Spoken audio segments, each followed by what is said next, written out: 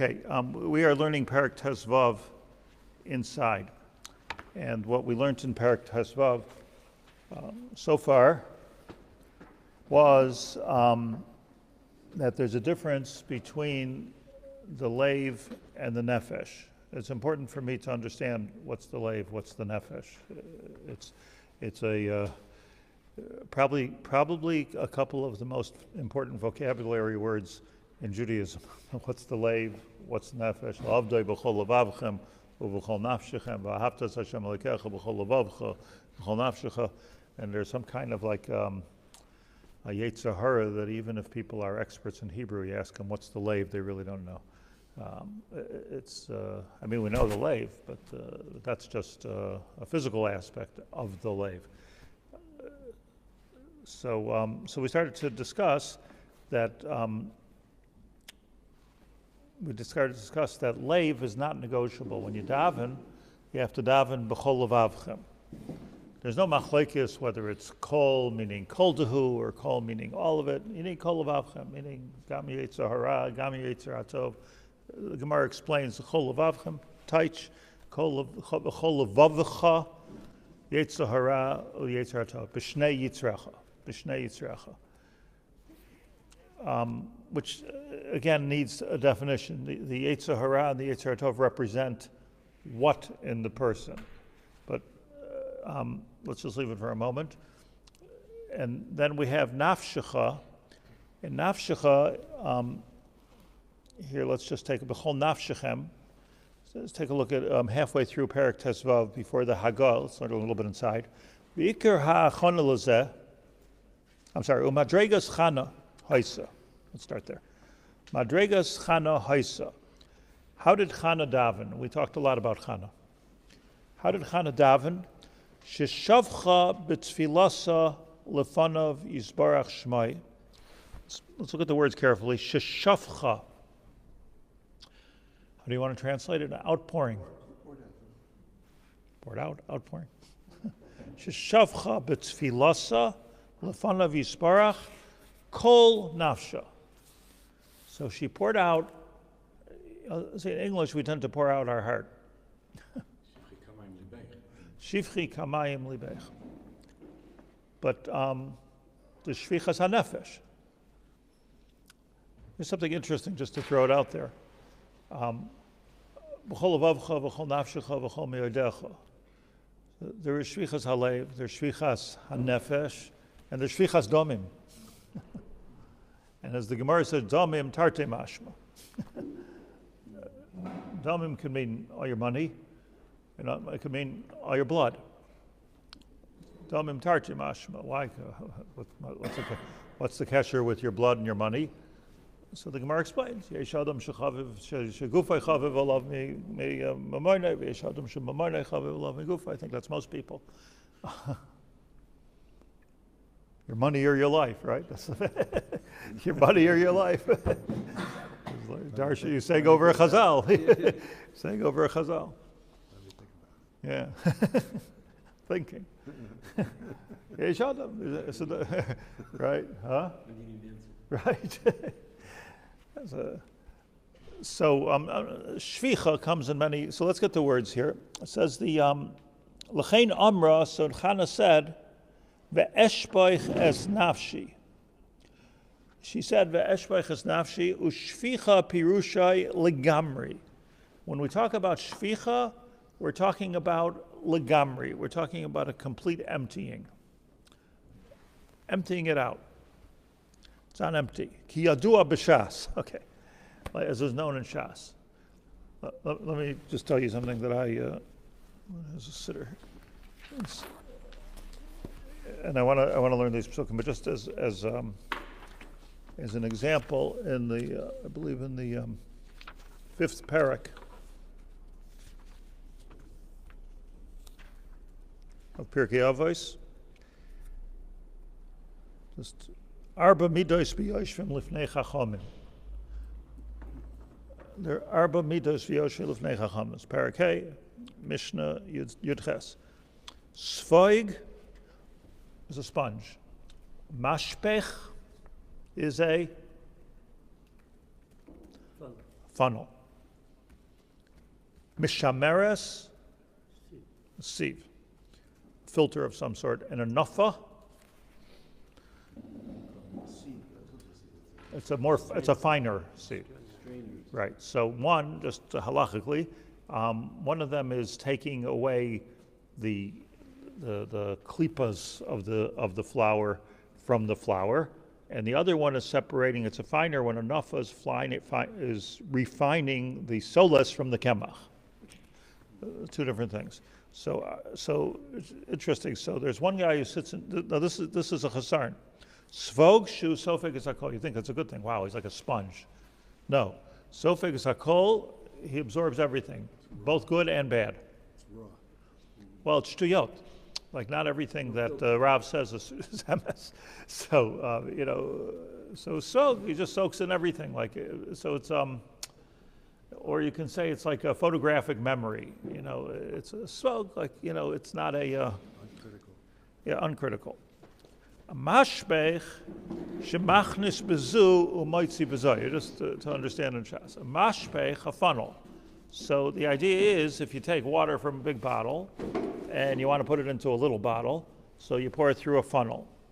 And this is a case that nothing sticks.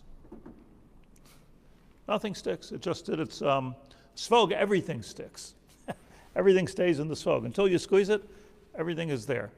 A funnel, so nothing sticks. I have to say, I often feel like a funnel, as a matter of fact, because I see a lot of things and I hear a lot of things, and I give over a lot of things. Very little sticks. Maybe sometimes if you're not using water, you're using like a thick oil, so like somehow something sticks, But a mashpech is a big problem. I think it's a big problem. Mashpech. Like a lot of times, just. I heard once, like from Rav Hutner, Olav Shalom, that I think they said this at one of his hespedim. He said that most people, like if they hear a good story or a good vart or a good joke or a good something, like they tell it over to whoever they can tell it over the first one, that they somehow get it in the conversation, or even if you want to hear a joke, like they don't get in conversation. Rav Hutner had the koach to keep it for 2 years, 5 years, 10 years until it was the right time to say it. It's like so since I heard that, I've been thinking about that. I don't have that go, but that's a. That's how Kron, he says he has all these cards and different things. So which one is he? I'm not judging anybody. I'm just saying I relate to the. I'm certainly not a svog. Just personally, I just relate to the mashpech. That's a mashpech. But then there's a mishameres. So mishameres, says the Mishnah, shemotzia es hayayin v'koiletas es hashmarim. So that's kind of crazy. You just keep the bad things. There's people like that also. That, they're listening to something, all they can do is criticize. So that's a mishameres. What are you left with at the end? You're left with all the chartzanim. You're left with all the shmarim. Nafa shemotzia es hakemach v'koiletas es hasolas.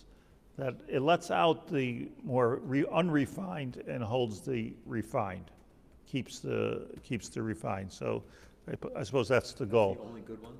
Seems like it. There's Rashi ala makom and the Rav, they say these are mostly chesroinus. The chiddush of this Mishnah, which is not our Indian, that to hold on to everything is also not good. Apparently, that's also not good. That's a sponge. That's a sponge. But linyanenu, a mashpech leaves nothing for itself. That's what a mashpech. So when Chana comes along, and let's just review the story one more time, because it's just, I know we've gone over and over, but it's just so fundamental. But in Shmuel Aleph, the story. Now every time we learn something, it makes it more meduyak. Chana wanted a child. V'haya ki hir basali spalo lifnei Hashem ve'eli shomer espiha. Look what's going on here. She's davening. That's all. Ki hir basali spalo. She's davening all the time. This Chana. Hir basali spalo lifnei Hashem. Davening a lot. Ve'eli shomer espiha. And Eli shomer espiha is watching her. V'chana. Now let's be careful here. V'chana. He Midaberes al liba. Midaberes al liba. Yeah? Raksvasa noise, v'koila lo yishamea. She's moving her lips, and she's not making any sound. And she's Midaberes al liba, v'yachshaveha Eli l'shikoira. So Eli says, this looks like she's drunk. What looks like she's drunk? That she's Midaberes al liba. She's speaking to her heart. What's a heart? But let's say in simple English, in vernacular, she's speaking to herself. Midaberes al liba. Vayomer ela Eli, ad mosai tishtakarin hasirias yenech me'olech. How long you gotta stop drinking, right? Stop drinking. Hasiri as yenech me'olech. And here's her answer. Vatan Chana vatoimer. So Chana answers Eli, and she says, Lo yadoni, ishak shas ruach hanaychi. I'm not a drunkard. I'm a good woman. V'yayin v'shecher lo shasisi. I didn't drink any wine. Nothing. Elamai ve'eshbaich es nafshi. So the introduction is she was medaberes al libi, but she's explaining what's really happening is eshbaich es nafshi lifnei Hashem. So she's medaberes el liba, and she's shofech es nafsha. So this shofech es nafsha is it's a whole. See, I think this is just a theory. I think that if a person is shofech es nafsha, it's a strong lashon, like shvichas damim. If a person is shofech es nafsha, so I think more than one moving their lips and not making any sound looks like a drunk. To me, it looks like somebody talking on a cell phone. But when a person is driving crazy and a person like has no cognizance or no self at all, that's a shikaira. In other words, whatever drunkenness does to a person, however it's understood scientifically, is no difference to me. But the point is, you lose all control of your faculties and your that's what a shikar is. So what she's saying, ve'esh beiches nafsha. Listen to the words. I've poured out my whole nefesh. When you kill somebody, it's called shvichas hanefesh. Yeah, but look, shvichas domim. Avodah zarah gilaraya shvichas domim. That's lashon chazal. Ahoyreges hanefesh. Or where's the first time it appears? We always have to look at the first time something appears. Huh? Nope. No. First time appears is right after the mabul.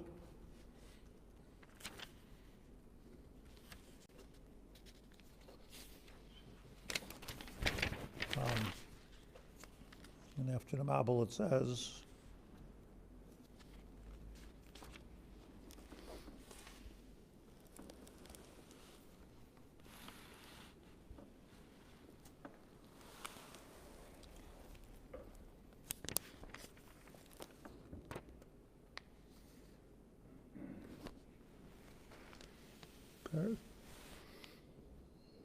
here. He says like this, Hashem says, Kol remes asher uchai lachem yeh la'achla. Right, you saved all these animals and things. You can eat them. Ki yarek esev nasati lachem es kol. This was the first heter to eat basar. However, Hashem says, this is Hashem talking to Noach, basar benafshoy damay loy seichelu. Va'ach, basar benafshe, don't eat basar benafshe, dam hu nefesh. Chazal learned, don't eat meat with the blood. You can eat the meat, but get rid of the blood. Loy seichelu. Va'ach es dimchem lenafshe seichem edroish. What does that mean? It says, va'ach es dimchem lenafshe seichem edroish. Parshas Noach, everyone got to, and being Maber Seder. So, what does it mean? Va'ach. It means don't kill yourself. That's what it means. V'achas dimchem l'nafshe seichem edreish. Even if you kill yourself, I will call that. If you kill yourself, the thing is you're not chayav misa, but that's just a technical point. But Yechayev for killing as dimchem lenafshi seichem. The Gemara says in Sanhedrin Nun Vav, ze hoylech al hahoyreg es atzmai. So a person commits suicide, so that's aser. Dimchem lenafshi seichem. Umiyad ha'adam, umiyad ish achiv edroish es nefesh ha'adam, and says shoifech dam ha'adam ba'adam damai yishafech. Shoifech dam ha'adam. So here you have shvichas damim. Shoifech dam ha'adam ba'adam damai yishafech. Ki b'tzelem elikim asas adam. Because everyone's created. So this Chazal means simply Shoifech dam ha'adam ba'adam dama yishafech. Chazal learned that if you kill somebody else, it was the first thing that Noach was commanded on when he came out of the Teva was don't kill people. He could have I presume he could have taken an example from God who just killed millions of people. There was just a mabul. So he said no.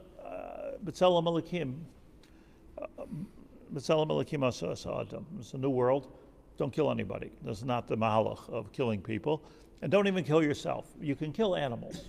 So he'll be killed if you do that. Yeah, that's the simple pshat. The Chazal then say a drasha that minayin la'afilu ubar, that you're not allowed to do an abortion. So where it says dam ha'adam ba'adam, ezu adam shebahud ba'adam ze ubar b'yarchimai. That's the Gemara in Sanhedrin. The Gemara says, but that's a drasha. That from here we learn that you're not allowed to do abortions either. Okay, that's shvichas damim. That's shvichas damim. Okay, so what I want to just go a little further here. So she says, "Atan chana loya adonik shas ruach anoich v'yein v'sheicher loishasisu v'esh beiches nafshi lifnei Hashem." So there was a shvichas hanefesh. So I just wanted to make this point from Pshat in the pasuk that the shvichas hanefesh means that she was completely gone. She was completely non-cognizant, and probably that's why Eli thought she was a shikara. We call no filter. No filter. Is that what happens when you're drunk? No filter. So it's not that she's not conscious. Yeah, she was conscious. She was davening, but right. She just. So know what? That's the question. But she was saying that Eshbach Chaznaf, she was very important for our sugya. Someone's very drunk there. They don't remember what they did. Not really totally conscious. Somebody who's drunk, they let everything out. Right. So we were talking about kas. Now we're talking about kos. Bekiso, bekoso, ubekaso. Interesting, right? Last week we were talking about, or Sunday we were talking about bekasoi, that when the person is bekas, so that's coming from the lave. When a person is bekos, there's a bittul of something else. Maybe it's a bittul of the nefesh. So we have to know what the nefesh is and what the lave is. That's what it comes down. I want to get back to the psukim, but let's just learn a little bit more inside. Shvicha pirushay legamri. Whenever you see the word shvicha, it means nothing left for myself. It's complete. Yadu abashas. V'hainu, and this is the most important words. V'hainu shaloi nishar la shum ratzain lehinyanei olam hazeh. Ki nefesh, underline this, pirushay ratzain. Keywords. Ki nefesh pirushay ratzain. What's the nefesh? Ratzain. So, what's ratzain? Begs the question. But you see, the thing is, so let's just think about this for a moment. What is ratzon? What we just read, we didn't read this. Later on in Shmuel, this is talking about David HaMelech talking to Yehona's son. And David says to Yehona's son, you're going in front of the Melech, meaning Shaul. Shaul wants to kill me. And Yehonason told him,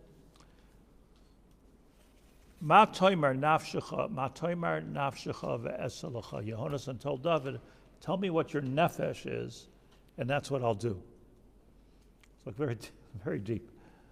Yehonason tells David, just, don't give me, tell me what your ratzon is, and that's what I'll do. But ratzon aklali kosher b'chlal hanefesh. So what we're talking about, let me say this. B'chol levavcha v'chol nafshecha, l'avdoi b'chol levavchem v'chol nafshechem.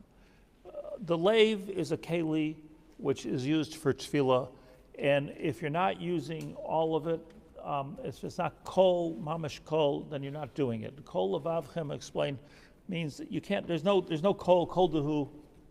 It's a very simple thing. When it comes to the lave, let's call it concentration, attention. What Chazal called the lave is kavana. So kavana means focus. That's what the word means. Kavana means focus. So if I'm focused on Yitzchak, then I'm not looking over there. If I'm focused on you, I'm not looking at my cell phone. I'm focused. So b'chol levavchem is that I'm putting all my kavana there. There's no two ways about it. You can't stand lifnei hamelech and be doing two things. You can't multifunction or think about something else. This is a moment lifnei hamelech. You need to focus. B'chol levavchem. B'chol nafshechem means, as he's explaining it, with your whole ratzon. Nafshechem is b'chol ratzon, and levavchem is Your focus, your kavana. Why is Lashon Rabbi? Levavchem? Levavchem, so we have a drasha. We don't have a drasha by nafshechem. So the Nefesh Hachaim is going to explain, good question, that the reason it's b'chol nafshechem is because there are different madregas in kol ratzon. So there's different madregas in ratzon, but there's not different madregas in concentration. There is a concentration, either you're paying attention or not. In kavana, either you're having kavana or not, which is a chiddush. But when it comes to how much of my ratzon, is it eshboich es nafshi? That's the whole game. Eshboich es nafshi. And it means, as the Svarim explained, that ultimately, and this is a key thing, follow with me, because this is very important. Hashem's ratzon, it doesn't just mean my desire or my will, or Hashem's desire and Hashem's will. The ratzon, if you look in the Shaar Kavanos, in the third parak of the Arizal, ratzon is actually the Or Hashem, which goes to Teichas Sfiros. You know, everybody's seen the chart. Don't get nervous about this. I'm not. So, I'm not capable of teaching Kabbalah, but it's just everybody's seen the picture of the line going into all the circles, and you say, well, what the heck is line going into the circles? So there's an Or. There's a kav, which goes into the spheros, and then there's an or makif, which goes around. The idea and he's going to explain this in the Haggah, so I'm just giving you a heads up here. Those are called the igulim. Those circles are igulim. The or is the or Hashem, which comes into this world, and then the bria goes to chesed, tiferes, netzach, chayis, malchus. So there's an or which surrounds the world, which is or makif, and then there's the kav, which cuts through the whole thing, right? And that's all. Just think of it as a chart for a second, whatever it means. But I just want to tell you this: what the Arizal says, the or hu ratzon Hashem, that or is ratzon. So we're not talking about ratzon as a thing. It's not like I want a glass of water. And I'll tell you what I mean by that. It's like the trick of it is b'chol nafshechem, and I just want to say this yesod. Everything I'm saying is just to say this yesod. that it's very difficult to know what your true or our true ratzon or somebody else's true ratzon is. What are they really? Where is that or Hashem landing within them? I just. I don't know, maybe, but I just don't want to mix myself up. In other words, what we're talking about ratzon, you say, what do you want? So I just give you an example. I want a cup of coffee. Okay, not right now. I want a cup of coffee. Why do you want a cup of coffee? Why? That's the key question. Well, a number of reasons. I like drinking coffee. It's very sociable to drink coffee. It keeps me awake to drink coffee. It's a stimulant. I like the look of it. I like the smell of it. There can be a million reasons why I want a cup of coffee right now, and they're all true. But you want to get to the why brings you to a deeper. Okay, but why do you want to be sociable and awake and all of those things? Why? So, well, the answer is because I'm giving a shiur. I want to teach Torah. So what's the matter? Why? So like why, I think that why is like such a good question. I think like because why takes you, keep going, wow. You can keep going. You could have fun with this. You know, what? Kids do this. Yeah, why? Why? why do the kids do this? Yeah, but you see, like, Because they're I tell you a secret. I once gave a speech at the Aguda convention. I once attended a Aguda convention once, and I gave this full speech. It was the only time in my life I ever did this. Like there was like 3,000 people there, and it was really something. I don't usually speak for 3,000 people. 3,000 is a big number, and it's a very strange phenomenon because every time I spoke, I never did that, and I never even attended one, so I didn't even know what you're supposed to do. But I know that every time I finished like 2 sentences, the whole place started applauding. So I didn't know what, like I thought it was like, Jackie Mason or something. Exactly right. Exactly right. But they also, like a, truth is very powerful. The feedback from the crowd. It was a very powerful moment. But then they broke up into. I was talking about Kiruv because I was Mr. Kiruv. So they started talking about broke up into groups of 100 people or so. So I was talking about intermarriage, how to stop an intermarriage. Now it's very interesting because. I don't know how to stop an intermarriage. Meaning, I really don't know how to stop an intermarriage, nor do I think actually anybody knows how to stop an intermarriage. I've heard all the tricks and I've read all the books, but the fact of the matter is, if somebody doesn't have a Jewish education and somebody's brought up in a way that there's no difference, it's just a matter of luck or siyata d'shmaya chusavas or something that they don't marry a non-Jew. Why wouldn't they? Marry a non-Jew, a nice person. Why shouldn't I marry a non-Jew? The odds are. Yeah, it's like so. Now, how do you stop it? Okay, we're getting married. So like intermarriage. So in this group I was really stuck because the thing was, please give us some tips. Now these are people from Borough Park, Flatbush, or whatever. I don't know how much they encountered anyway. But how do you stop an intermarriage? What I'm thinking in my head is, well, you can get a gun. That's one way of doing it. But it came to mind I've encountered many intermarriages, but I have not stopped that many intermarriages. Sometimes people stop themselves. I haven't really stopped many intermarriages, even though I was doing this for 30 years. Just really was not successful at it. But what I was successful at was making people aware of Torah and that there's something else. There's Hashem, there's Torah, and sometimes maybe Memela, But what's interesting is this, that I told this story and I want to tell it to you, that there was, I might have even told before, but it just stuck in my mind as a good example, that a short time before that Agudas Yisrael thing, so I was in Buffalo, New York, and a woman called me on the phone from someplace in New York, I don't remember. And she's like, Rabbi, my son he's in college in Buffalo and the University of Buffalo, and he's going to be a doctor, and he's so smart, and he's so this, and he's marrying, he's going out with this Chinese girl, and you need to stop it. You need to get it to stop. Not this Chinese girl, and she was like a real.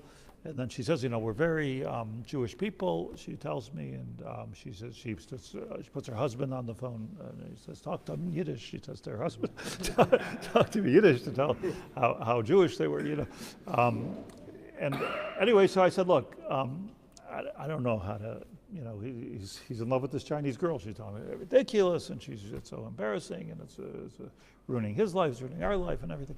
So you have to talk to him. So I said, okay, I'll talk to him. Of course, I'll talk to him. So just tell him to give me a call. No, I can't tell him. You can't tell him that I called, and you have to call him. So I said, I'm not going to call a guy and University of Buffalo, out of the blue. My name is Rabbi Haber. I heard you're going out with this Chinese girl. Come see me now. It's not going to happen, you know. Oh, you know. So anyway, she called me. This is a true story. She called me like day after day. You need to talk to him. You need to talk to him. Finally, she called me one day and she said that this is causing such grief with him. He's because I'm you know, hocking him so much about this. And you know, it's ruining his marks, and he's a doctor, and he's a genius, and he's a this, and he's a that, but it's ruining his marks, ruining his life. And now he's going into having psychological problems, she's telling me.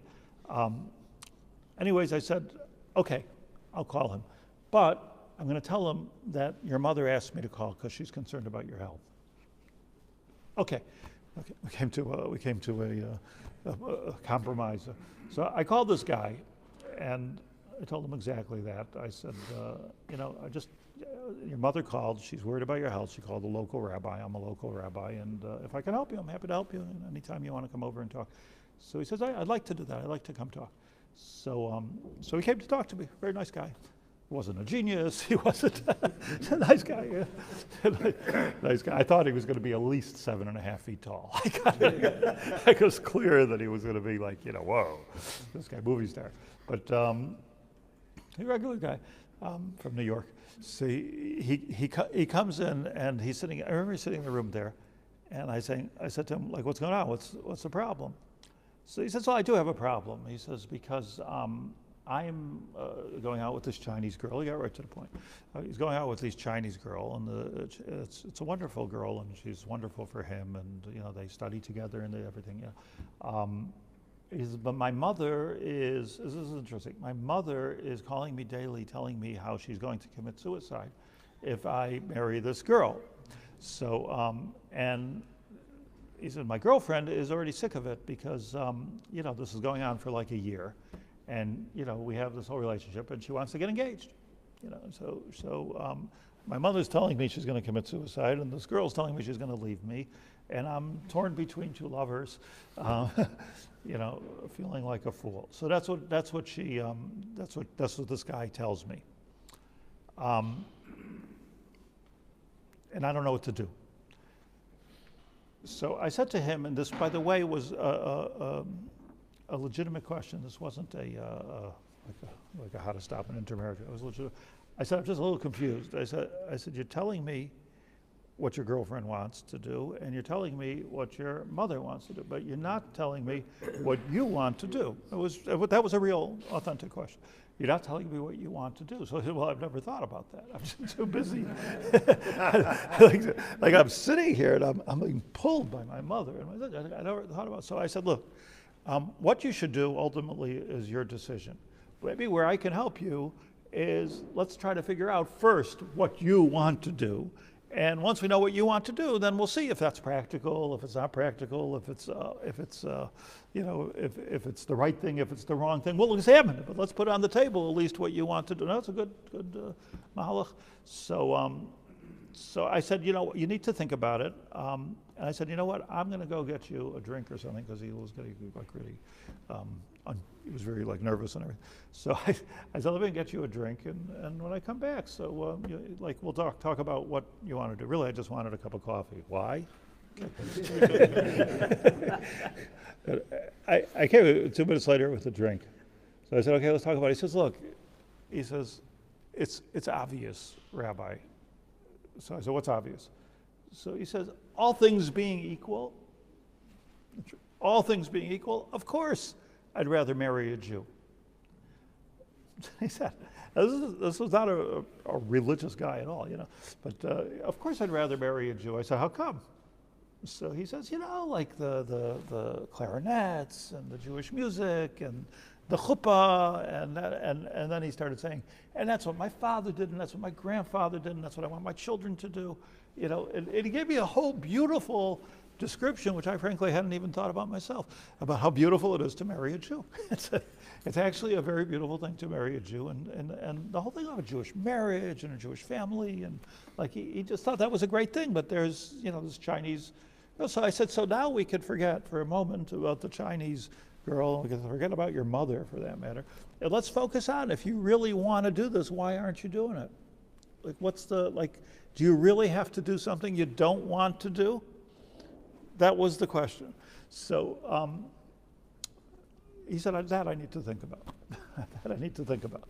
And he called me maybe 2 weeks later. He left. He called me about 2 weeks later. He says, thank you very much. He says, but I broke up with this girl. This is the only time, to my knowledge, that I stopped an intermarriage. I just, by accident. Success story. And I told the story at the Aguda convention. But here's the interesting thing. So he calls me about 2 weeks later. He says, I broke up with this girl. He says, because I realized that I got to go with my, I don't remember his word, but I need to go with my Ratzon. Let me say it differently. I need to go with my Nefesh. So I said, good. We're talking a little bit. And he said, I'd really like to get to know you better. And that was very helpful. And, what do you do? So I said, well, why don't you come for Shabbos? So he came for Shabbos, and he expressed a tremendous interest in Shabbos. And then he came a second time and a third time.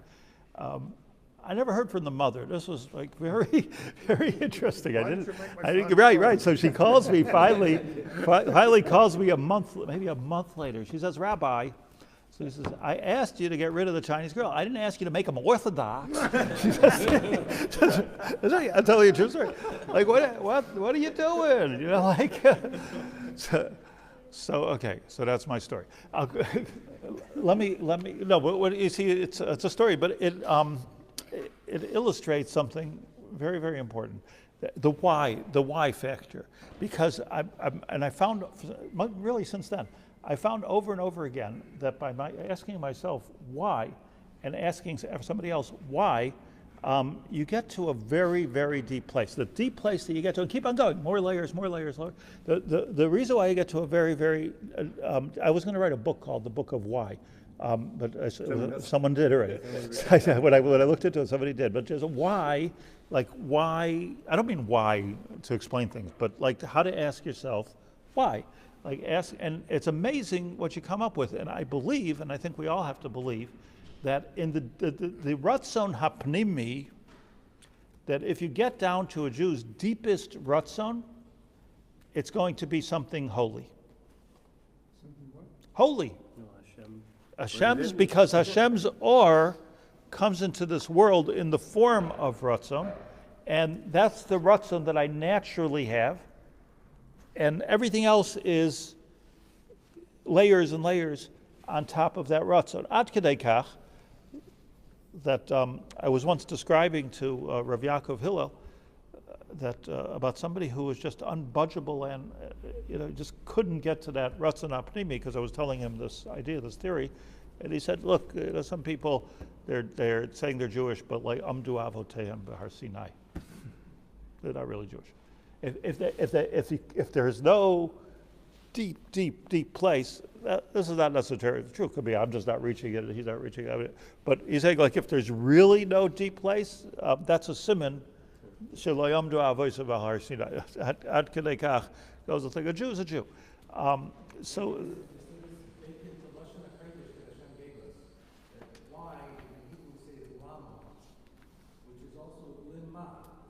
Anachnu ma.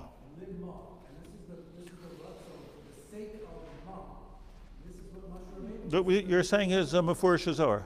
It's a Mefurish in the Zohar. When Moshe Rabbeinu said "Anachnu ma," he meant lama. It's Mefurish, and in fact one of the themes. So let me say, you talk about the importance of the Ratzon Hapnimi. That is the Nefesh. That's what Nefesh Hachaim said. Ki Nefesh Pirushai Ratzon. So when we're talking about davening, this is davens, b'chol nafshechem. So what we're talking about is getting down to the deepest Ratzon Hapnimi within the Adam. And this is probably why the idea is not so much to daven for money or to win the lottery or something like that.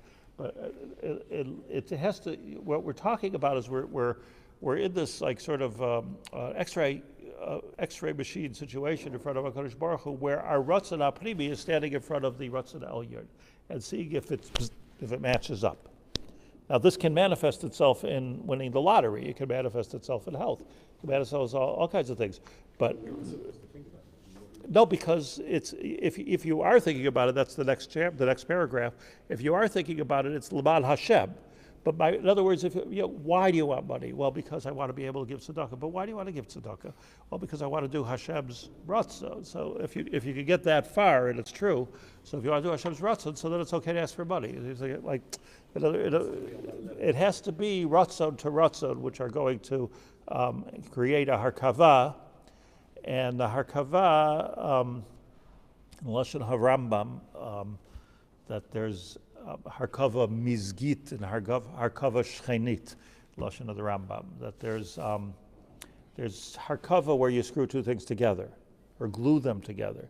But then there's harkava mizgit, mezeg, which is homogenation. You've actually made the two things into one thing. And the Rambam describes tefillah is harkava mizgit, in Mar Nevuchim he says, harkava mizgit im boro. Harkava mizgit im boro. So the only way, here's what's important, the only way Hashem comes into this world is through Ratzon. The Or Hashem is called Ratzon. The only thing that I have, by tzelem elikim, as the Chumash says, keep it tzelem elikim, baras adam. That's why the only thing I have is my nefesh. My nefesh is my ratzon. Ki nefesh pirushay ratzon. So we're talking about the deepest ratzon hapnimi, but and that ratzon hapnimi is that which is standing in front of HaKadosh Baruch Hu and it's davening. And now he's going to tell us that there's madregas, and that this is a life work. Getting that to happen, because it's the wise situation. But let me just say one last thing. I got 2 more minutes. Really, as an introduction to where you said at the beginning, Yoni, you said shivchi kamayim libek shivchi, and shivchi. So what we learned here today is 2 words. Shivchi, the 2 vocabulary words. Shivchi means everything. Unloading. Shvicha pirusha legamri. Ratzon, pirusha, nefesh, pirusha, ratzon. There's 2 vocabulary words, is all we learned today. Shvicha, pirusha, legamri, and nefesh, pirusha, ratzon. So, shivchi kamayim libech, noichach pnei Hashem. It's a pasuk in Eicha, of all places. Written by? What in the world does it mean? Here, you're the Hebraist, the group here. Shivchi means, Shivchi kabayim li bech. Whose heart are we talking about? Is Rabbi Yahu talking? You were talking about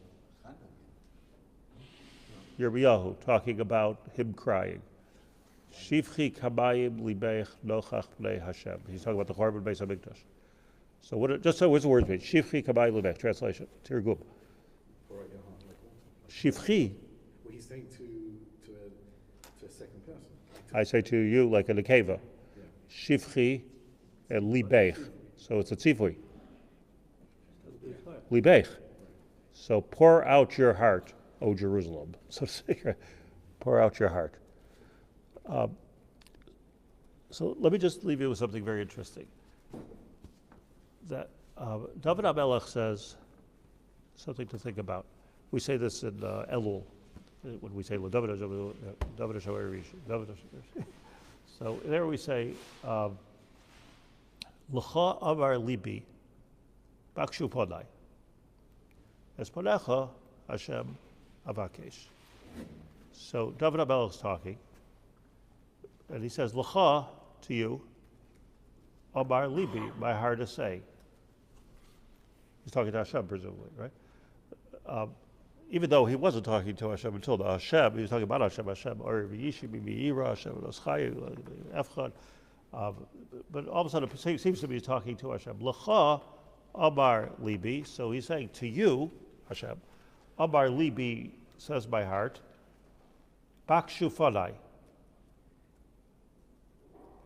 L'cha amar libi, bakshu fanai. What does that mean?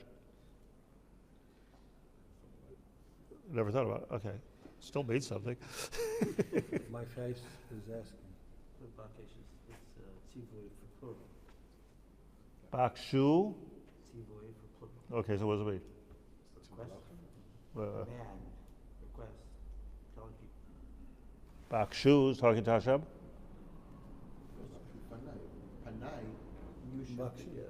Who's Bak? Who should be Bavakish? I'm just asking you. Who's Bavakish? Who's Panim? Usually we're Bavakish place. Bavakish v'dei Hashem. My Panim Mevakshu. Maybe so that he's leaving his Nefesh? Maybe. Panai is plural. Bakshu is also plural. Could be plural. Could also be a command, right? Panai Bakshu. It's an odd phrase. It's an odd phrase. Big shoe, Let me tell you what Rashi says. So Rashi is a different place, but this is what Rashi says. That Hashem plants something inside of us called the lave. And the purpose of the lave is to talk to us like you're conscious. Hashem gives us a lave. And the lave is, my lave, your lave, is constantly calling out to us, and it's saying, quote, Bakshu Falai. The lave is the representative of Hashem in this story. So Hashem is saying, Derech the lave, you think of it as the microphone, as this, right? The relayer, Hashem, the relaying the message. The lave is screaming somewhere inside of me, and it's saying, Bakshu Falai, right?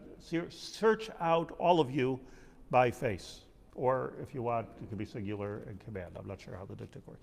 But Bakshu Fanai, meaning look for me. So in other words, so David HaMelech answers, okay, es panecha Hashem avakesh. I'm doing that. This is what I'm doing. L'cha, so again, like it's a very interesting passage, because l'cha amar libi, this is that's Hashem talking, in other words. L'cha amar libi, Hashem talking to a person, my heart is telling you, Bakshu Falai, search me out. So that's David HaMelech quoting Hashem. Hashem is saying, right. Hashem gives you a note. It says, L'cha amar libi. My heart is No, it's Hashem's heart. It's Hashem's heart. No, it's Hashem's heart. It's Hashem's heart. You share. You have to share. Your heart belongs to me. And when we say b'chol levavchem, what that means is the actual ruts, the actual lave that we have is Hashem's lave. B'chol levavchem is you just bring it together. But we'll go further. But I just want to say this pshat in the pasuk that Hashem is saying, L'cha amar libi. David HaMelech sits back now, takes a rest from his mizmor, and Hashem's talking. L'cha amar libi, quote, Bakshu Fanai. And Hashem says, okay, Beseder, as panecha Hashem avakesh. So that's exactly what I'm doing. Shivtu Bais Hashem, call you Beichaya, Achashralti Bais Hashem, etc. But everything that he says, but all of what this is a hakdama to the call of his heart, which is really a plant, or Hashem's heart, or however you want to say it. It's a plant of Hashem's heart into me, and that's what our hearts are. And the heart is calling us. And it's saying, Bakshu Fanai, Bakshu Fanai. Why am I saying this? I don't want to get mixed up between the nefesh and the lave, but I just want to say this. That it's the same thing, by the way, Shivchi Kamayim Libech. Libech, it's your heart. It's the same structure here, because this is what the David HaMelech and the Nevi'im often did, is they spoke in the name of Hashem. They were Nevi'im after all. So they spoke in the name of Hashem. What is Hashem calling us out to do? But the thing is that what David HaMelech was focusing on here was that he was able to get down to the deepest call. Do I want to be the king? Do I want to build a Beis HaMikdash? Well, why? You want to be the king because you want to build a Beis HaMikdash. But why? Well, because you keep on going. Bakshu Fanai. It was Bakoshes Panim. In other words, his heart was pounding and saying, Bakshu Fanai. What you're looking for is the Shechina. Pnei Hashem, by the way, is the Shechina. What you're looking for is the Shechina. You want to bring the Shechina b'tachtoinu. That's what you're really looking for. So, as Panecha Hashem avakesh, his answer was, if you get down to the deepest part of me, my Ratzain hapnimi, the deepest place, what do I really want to do? I want the clarinets. I want to marry a Jew. Like that's the so the trick is with ourselves, with other, like we need to really find out why. And I'll tell you one last thing. And I really want to get into this, but I just can't leave this. That if you don't do this, then you're creating. If you don't know, if you're not in touch, and tefillah is such a wonderful way to do this. If you're not in touch with the ratzon hapnimi, you're in conflict with the ratzon hapnimi. And if you're in conflict with the ratzon hapnimi, all kinds of terrible things happen. Because basically you're living sheker. It's a deep sheker. You're not lying. You're not stealing. But there's a sheker in the sense that I'm not being true to my ratzon hapnimi. And I got to believe that the ratzon hapnimi is a good one. Well, you can't be happy. You can't be happy. You can't be happy, and you're going to be angry, and you're not going to get along with people because it is. Excuse me for using the word, but it is a personality disorder. When a person's ratzon hapnimi, it does not match with my ritzonos hachitzonim. So I'm living. That's what a personality disorder is. There's a conflict here, and it's going to come out in all kinds of ways.